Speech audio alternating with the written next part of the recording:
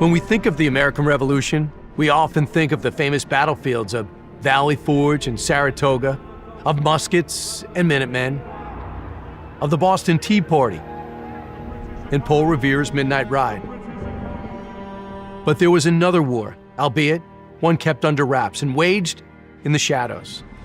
But a war that was no less dangerous than the kind fought on horseback, as cannonballs whistled overhead. By November 1776, mere months after the signing of the Declaration of Independence, the Continental Army had endured heavy losses and a punishing string of setbacks in New York and New Jersey. In Long Island, roughly 1,300 Americans were killed, wounded, or captured. At Fort Washington, General Washington was forced to surrender roughly 3,000 men. In the 5 major battles between August and November of 1776, the Continental Army was reduced to fewer than 5,000 men. Inside a candlelit tent along the New York Harbor, following the catastrophic defeat at the Battle of Long Island, General Washington confronted a grim reality. Surrounded, outnumbered, and outmaneuvered, he asked his officers for the unthinkable. Do we have any other options? Silence followed. They all knew the truth. Only a miracle could save them. In the months that followed, the mightiest military power in the world drove the beleaguered American forces from the New York region, pushing them through New Jersey and nearly to the brink of collapse. Supplies were scarce, spirits were low, and time was running out. In the winter of 1776, Washington's crossing at Trenton and Princeton were astonishing victories, but these achievements alone could not reverse the tide of the war. The British Army had captured New York, a critical stronghold for trade and transportation, and turned Manhattan into a fortress. New York, without exaggeration, is the pivot on which the entire Revolution War turns, said John Adams himself. And without the city, and without intelligence from inside its gates, Washington knew the American cause would not survive. He needed eyes, he needed ears, he needed spies. From this necessity was born one of the most audacious and consequential acts of espionage in our nation's history. The Culper Spy Ring, headquartered in British-occupied New York City, this 6-person intelligence network changed the course of the Revolutionary War and the fate of our new nation. Washington turned to a young officer named Benjamin Tallmadge, codenamed John Bolton. Tallmadge replaced General Charles Scott, whose approach to espionage had been blunt and rather unimaginative. Scott would dispatch lone scouts on one-way missions across enemy lines, hoping they'd return with scraps of intelligence. It was a gamble, and one that too often failed. The execution of Lieutenant Nathan Hale, who was caught, tried, and sentenced to death within the span of 12 hours, was a grim case in point. Tallmadge suggested a new approach to Washington. Instead of risking the lives of uniformed officers by sending them behind enemy lines, why not gather intelligence through unsuspecting allies who already lived in British-occupied territory, creating a network of spies living among the British? Washington agreed with the Tallmadge strategy and appointed him Chief of Intelligence. Tallmadge was only 24, but he knew both the people and the landscape on Long Island well, which would prove to be invaluable. Major Tallmadge immediately began creating a tight-knit ring of embedded operatives working silently beneath the surface in the British-occupied Long Island. What became known as the Culper Spy Ring was the most successful spy network on either side of the war. Tallmadge's recruits were not particularly well trained. Indeed, these informants consisted primarily of old friends he had made while growing up in Setauket, Long Island. They were farmers, merchants, and laborers. Their intelligence network operated successfully in and around New York City for 5 years. No spy's true identity was revealed, not to General Washington, not even amongst one another. There was Abraham Woodhull, a young New York farmer, who ferried messages under the name Samuel Culper Sr. His counterpart, Samuel Culper Jr., was Robert Townsend, who wrote for a loyalist newspaper while secretly reporting to Washington. Austin Roe, a tavern keeper, carried messages hidden in saddlebags. Caleb Brewster, a defiant seaman, rowed across the Long Island Sound to deliver intelligence to the commander-in-chief himself. Among the company of double agents, there was also a woman, her identity still unknown, codenamed Agent 355, a lady shrouded in mystery. She seduced secrets from the lips of British soldiers. According to speculations, it was Agent 355 who relayed the critical information that ultimately exposed the treasonous actions of Benedict Arnold. Lastly, there was James Rivington. When the early sparks of the revolution ignited into open war in 1775, Rivington found himself squarely in the crosshairs. His New York print shop, once a hub of loyalist literature, was ransacked, torched by the Sons of Liberty. Fearing for his safety, Rivington fled to England. But exile didn't last. By 1777, he was back in New York, quietly reopening his business. This time just steps from the dry goods store of a discreet patriot named Robert Townsend.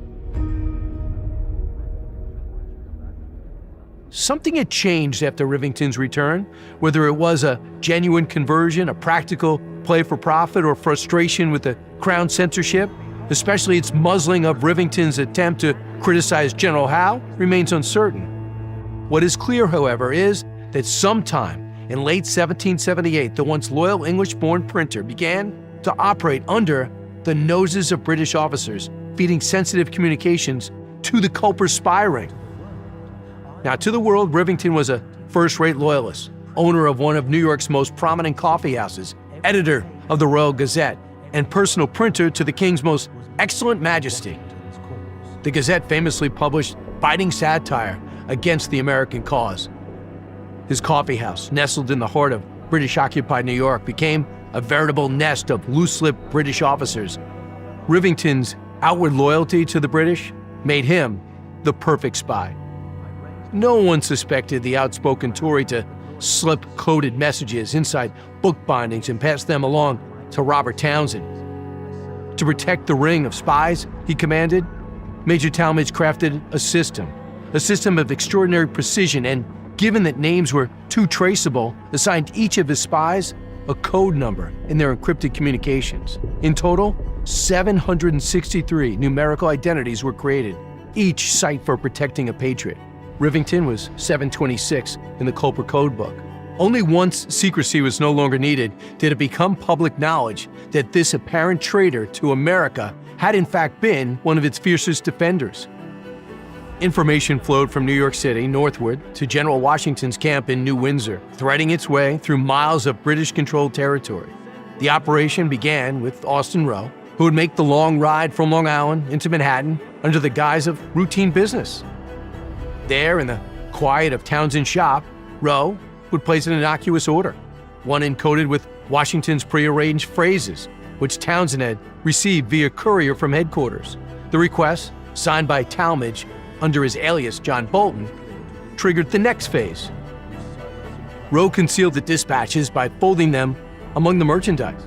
Anna Strong, a local, would hang a black petticoat on her clothesline, visible for the Long Island Sound to alert Caleb Brewster, the Continental Army's boatman.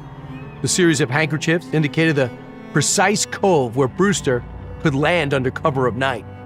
Brewster would then ferry the intelligence across the Sound and into the hands of Tallmadge. The process spanned 2 weeks, from beginning to end. Through painstaking observation, the Culper spies uncovered a devastating British scheme of economic sabotage. Thousands of forged Continental dollars were being printed in New York and smuggled across enemy lines. The British were deliberately devaluing American currency, aiming to wreck the fragile economy of the nascent republic. Washington responded swiftly, shutting down the counterfeit circulation routes and launching efforts to stabilize the currency. It was an invisible victory, but without it, the revolution may well have buckled under the weight of economic ruin. But that was only the start of the Culper spies' successful espionage. In 1778, the Culper Spy Ring obtained the British Naval Code Book and delivered it to French Admiral d'Estaing. With the vital intelligence, the French were able to anticipate British naval movements in American waters, enabling d'Estaing's fleet to evade traps, strike more effectively, and secure critical victories at sea, culminating in naval dominance that helped corner British forces at Yorktown. General Clinton and Admiral Graves were assembling a force of 9 warships and nearly 10,000 troops with plans to strike Rochambeau's soldiers in a surprise assault. Acting swiftly, Major Tallmadge relayed the intelligence through trusted channels to deliver the intelligence directly to the French officers in Newport. Simultaneously, Hamilton rushed word to Lafayette and Washington, and they devised a successful scheme to divert the British forces back towards New York. What could have been a crushing British blow was thwarted through daring espionage. Most famously, the spies uncovered the treachery of Benedict Arnold, exposing his plan to surrender West Point to the British. Had Arnold's mission succeeded, West Point would have fallen into British hands. The Hudson River would have been severed, the colonies divided, and the revolution itself smothered in its cradle.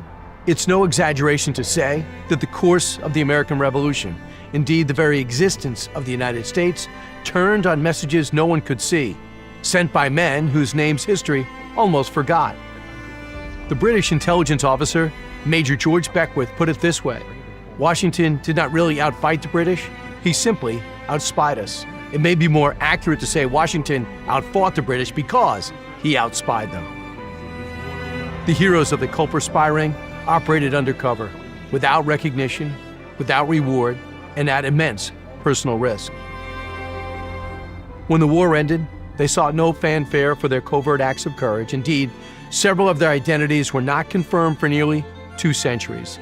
It is tempting to read history as the dramatic tale of generals and statesmen presiding over events of grand significance, as the forces of destiny itself seem to bend according to their will. Victory in the American Revolution was achieved not only on the battlefield, but in back rooms and back alleys, from code letters and clever disguises. The heroes of the Culper Ring did not seek glory, they sought freedom. Their courage reminds us that the fate of a nation can hinge on the quiet work of brave men and brave women who may forever remain unseen, unheralded, and unnamed. Today, we remember and honor their quiet courage and their willingness to risk their lives for this new nation. Their stories and names will not be forgotten.